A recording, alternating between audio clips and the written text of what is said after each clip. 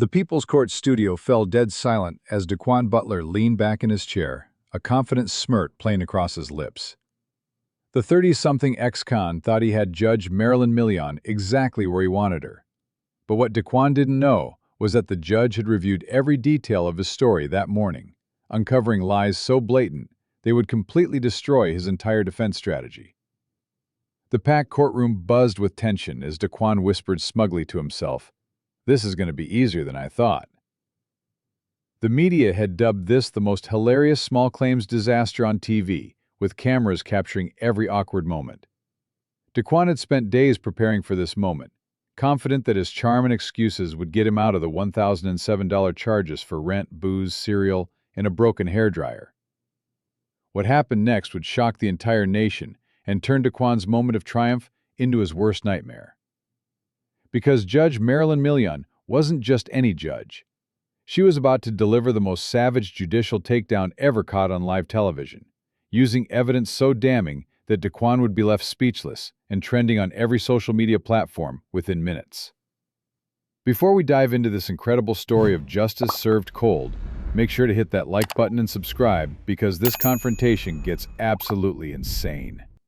The moment when Judge Milian reveals what she knows will leave you speechless. To understand why this moment was so explosive, you need to know exactly who these two people are and why their confrontation was inevitable. Judge Marilyn Milian, at 63 years old, represents everything that deadbeat defendants fear most in the American justice system. Her reputation was built on one simple principle: the law applies to everyone, regardless of excuses, charm, or sob stories.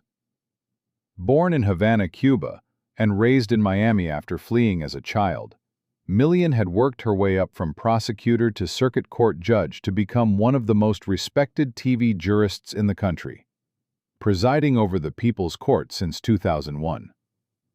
What makes Judge Milian particularly dangerous to defendants is her legendary preparation and attention to detail.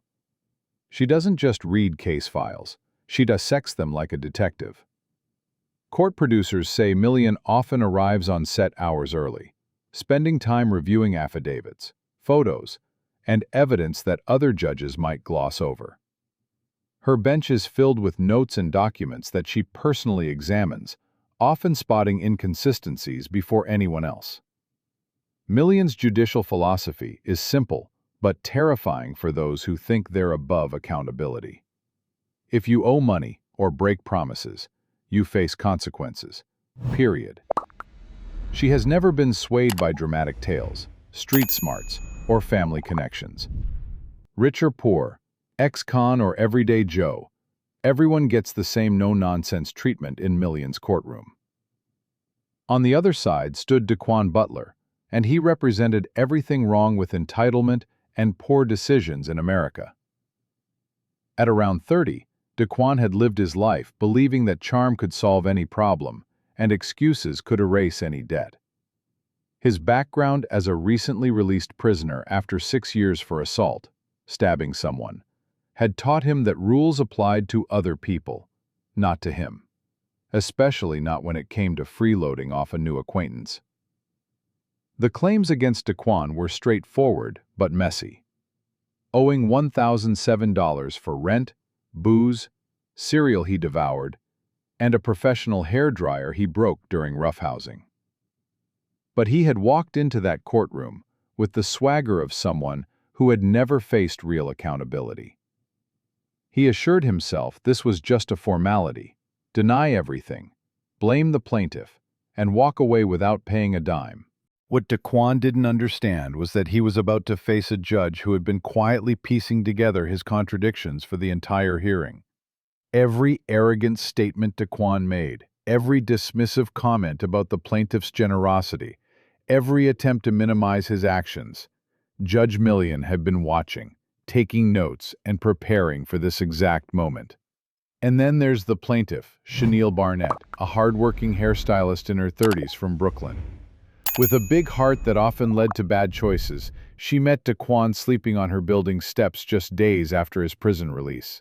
What started as a friendly chat turned into her inviting him to stay, only for things to sour fast with his aggression, freeloading, and destruction of her property. Chenille represented the everyday person tired of being taken advantage of, suing to reclaim what was hers. The hearing started exactly as Daquan expected. He presented his side casually, arguing that the claims were overblown and that Chenille was being spiteful because their short fling ended badly. Daquan sat confidently, occasionally smirking at the audience and checking his posture like this was no big deal. "Your Honor," Daquan began, his voice carrying the polished confidence of someone accustomed to talking his way out of trouble. "She never loaned me money. She knew I had just been released from a 6-year stint in prison, and now she's basically suing me because I ate her cereal. Come on, this woman's just being spiteful. I never agreed to pay her rent, and if she wants $3.69 for some cereal, I'm happy to pay her for it." Judge Milian looked up from her notes, her expression unreadable.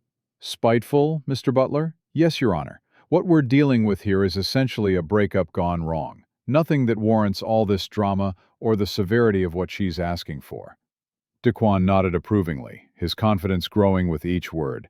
This was going exactly as planned. Make her look petty, express some fake regret, and walk away with a slap on the wrist. Judge Milian leaned back in her chair, studying Daquan carefully. "Mr. Butler, you characterize your actions as no big deal. Do you agree with that assessment?" Daquan stood up, straightening his shirt. "Absolutely, Your Honor. I think there's been a significant overreaction to what was essentially just hanging out. I'm here today to put this behind us and move forward." The arrogance was unmistakable. Daquan was treating a serious small claims proceeding like a minor inconvenience. But Judge Milian had heard enough entitled defendants over the years to recognize the pattern. "Move forward," Judge Milian repeated slowly. Interesting choice of words. Tell me, Mr. Butler, in your desire to move forward, have you given much thought to the impact on Ms. Barnett, the rent she covered, the food you ate without replacing, the dryer you broke?" Daquan waved dismissively. "Your Honor, I understand there may have been some unintended consequences, but I think we need to keep this in perspective. It was just cereal and stuff. She's exaggerating." That's when Judge Milian's expression changed. The neutral judicial mask slipped for just a moment, revealing something sharper underneath. "Perspective," she said quietly. "Let me help you with some perspective, Mr. Butler. Wait until you hear what happens next, because this gets even more shocking when the judge starts unpacking his story piece by piece." Judge Milian reached for her stack of notes and evidence that had been sitting on her bench throughout the hearing. Daquan's smirk began to fade as he noticed the judge flipping through documents he hadn't anticipated. "Before we discuss your desire to move forward," Judge Milian said, opening her notes with deliberate precision, "I think we should examine exactly what you're trying to move forward from." Daquan's face began to change as he sensed something was off. The courtroom audience leaned in, feeling the tension build. "Mr. Butler, are you familiar with your own criminal history that Miss Barnett just learned about after inviting you in?" The studio fell silent. Daquan shifted uncomfortably, clearly caught off guard by the judge bringing up his past. "I'm not sure what you're referring to, Your Honor," Daquan replied, but his voice had lost some of its earlier confidence. Judge Milian held up her notes. "This is your record. 6 years in prison for assault, stabbing someone.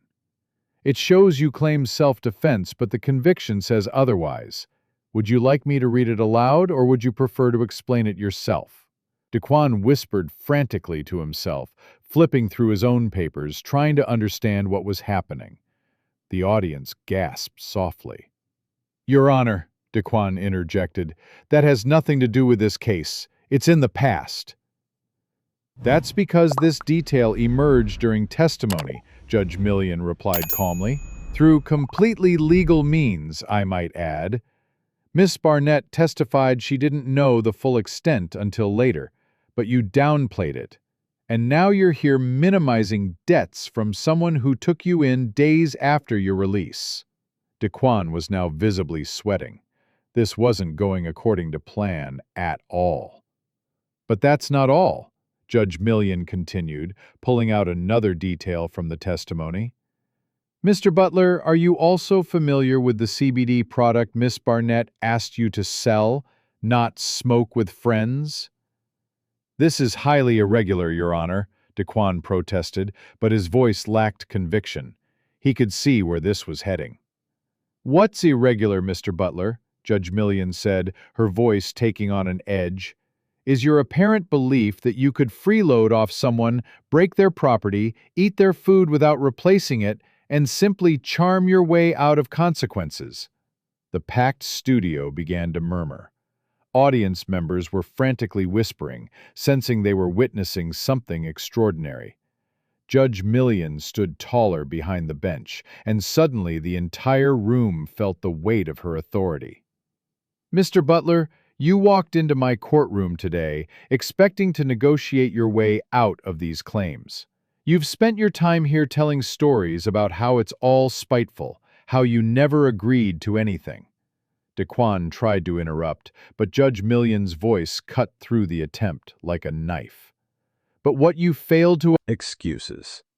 Accountability isn't optional, and debts aren't negotiable. But here's what they don't want you to know. The plot thickens when we get to the hairdryer incident and the cereal that broke the camel's back. Hold on, because this gets even more shocking. Evidence suggests Daquan not only broke the dryer during what he called play fighting, but threw chenille hard enough to shatter it completely, raising questions about aggression just weeks after his prison release. Sources from the testimony reveal he promised to replace it, but never did, leaving her without a key tool for her hairstylist job. You think that's bad?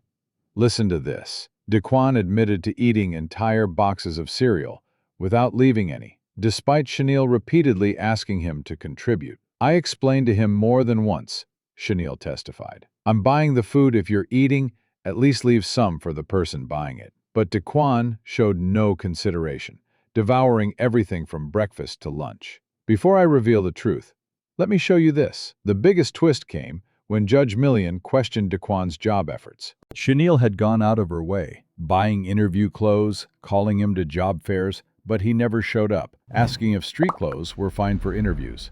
This is the moment everything changed. What you're about to hear will shock you to your core. In a revelation cascade that piqued the drama, Judge Milian slowly paced her words. You had just gotten out of prison, no job, no place to stay, and she invites you in after knowing you for 24 hours. And you repay her by breaking her stuff, eating her food, and not contributing. That's not a big heart on her part. That's poor judgment. But your actions, negligence at best. What happened next would be replayed millions of times across social media and studied in reality TV breakdowns for decades to come.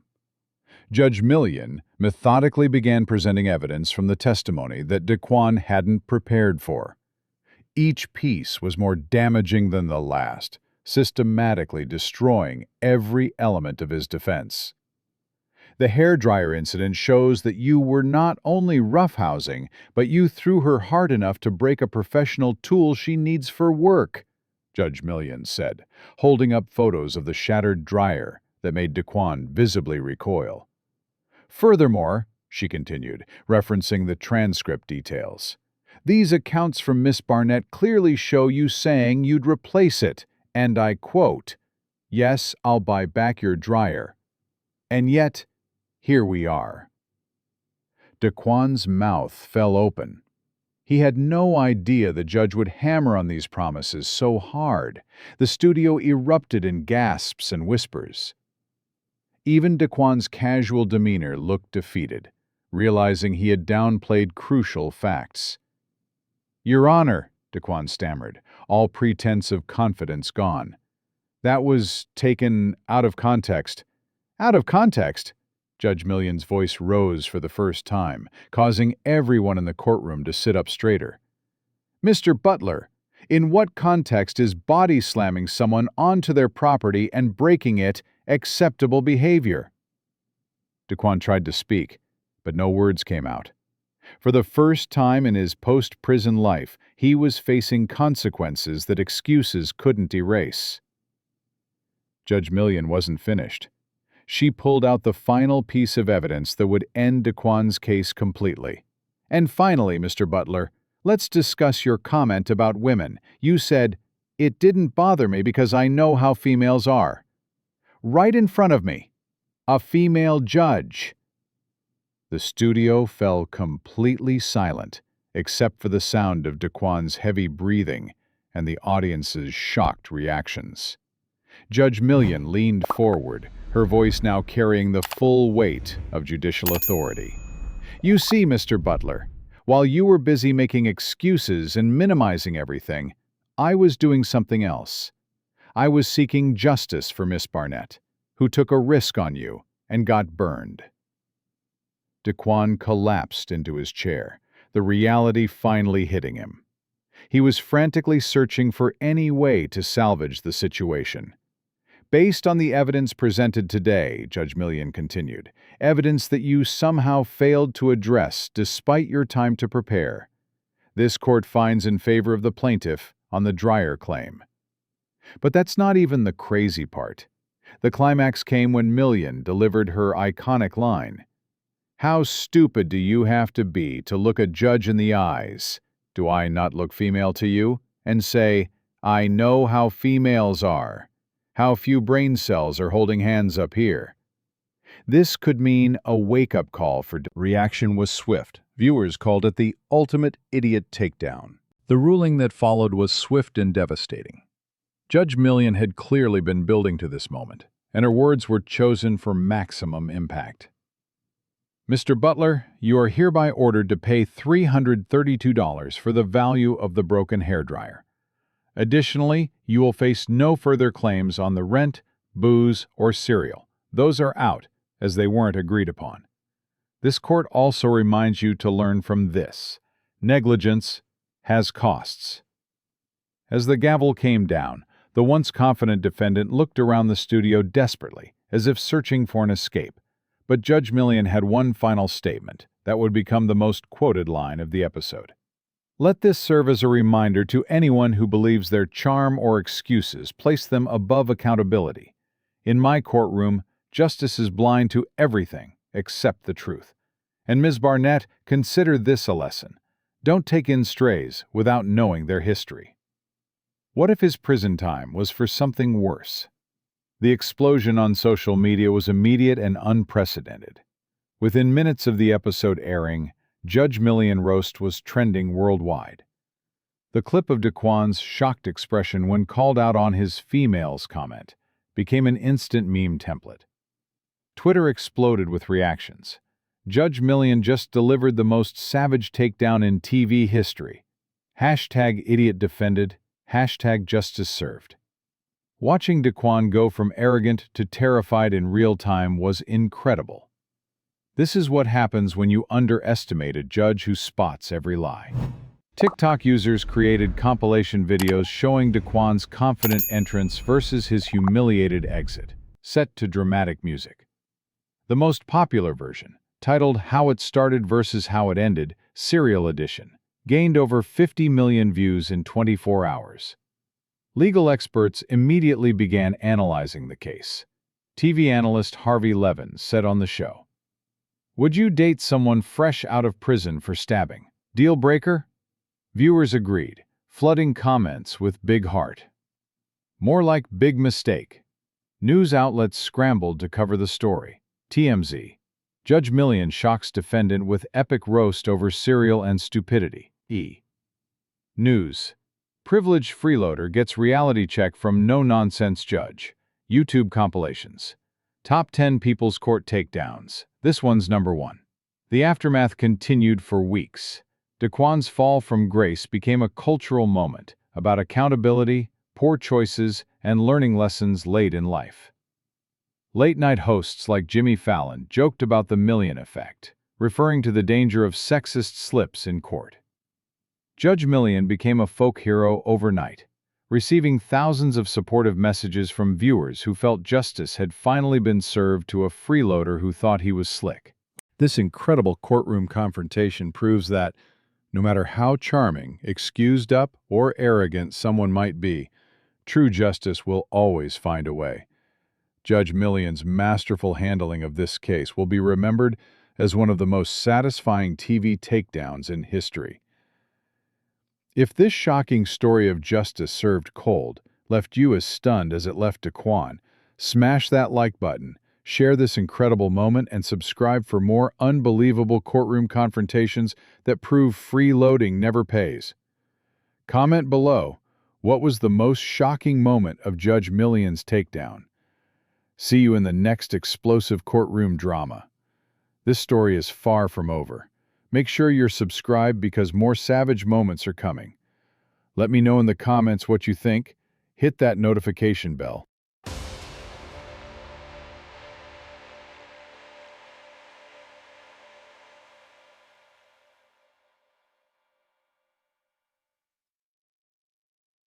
Share this with someone who needs to know.